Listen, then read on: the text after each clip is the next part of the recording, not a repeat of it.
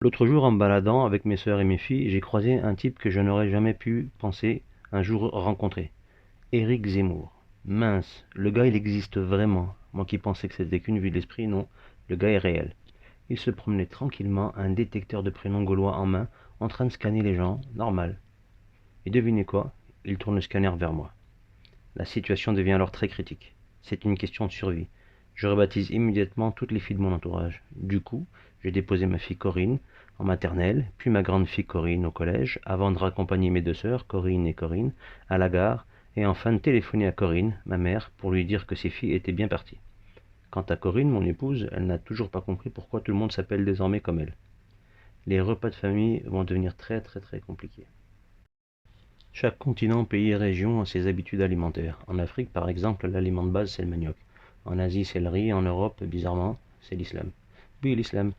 On aime tellement ça qu'on en met à chaque repas, à toutes les sauces. Il n'y a pas d'heure pour en manger de l'islam sur télé. L'islam est un mets de choix chez les Occidentaux, à conspuer sans modération.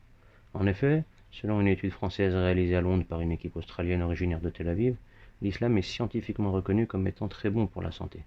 À forte dose, il aurait des vertus aphrodisiaques, à condition bien évidemment de le traiter de manière radicale, à base d'amalgames, de mensonges et de désinformation massive évidemment. Surfant sur ce succès, l'islam sera prochainement disponible sous forme de médicaments. Pensez donc qu'il éradique à moindre frais tous les maux et les problèmes tels que le chômage, la dette illégitime, l'inflation galopante, la baisse ou la baisse, c'est au choix des salaires, le recul de l'âge de la retraite ainsi que la disparition du CDI. Pour tous ces maux et même plus encore, l'islam reste et restera l'aliment le plus consommé en Europe, juste après la carotte, mais devançant de peu la vaseline. À ce propos, il est prévu la mise sur le marché d'un suppositoire en forme de minaret que ces consommateurs pourront se carrer bien profond, vendu exclusivement sur BFMVC, ainsi qu'au Palais de l'Élysée. Le fournisseur officiel qui, rappelons-le, reste le plus grand rassemblement que la France n'ait jamais porté. La Gay Pride arrivant de très loin derrière, rendons à Sodome ce qui est à Gomorre. Ce suppôt de Satan, c'est son nom, qui est le suppôt radicalement islamique, sert à prévenir l'homophobie, l'antisémitisme et les fluctuations boursières qui déstabilisent le marché, et qui sont tous inhérents à l'islam radical. Le suppôt saura se faire apprécier par ses utilisateurs les plus assidus. Ces derniers sont facilement reconnaissables, ils votent à chaque élection en criant «élection piège à con», ce qui ne les empêche pas de revoter encore et encore. Pour eux, aucun changement donc, ils sont en terrain connu.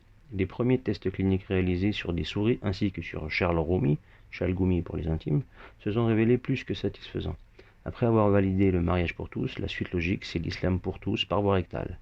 La République est sauvée, nous pourrons alors laïciser en paix avec le diable, car les voies de la République ne sont pas impénétrables,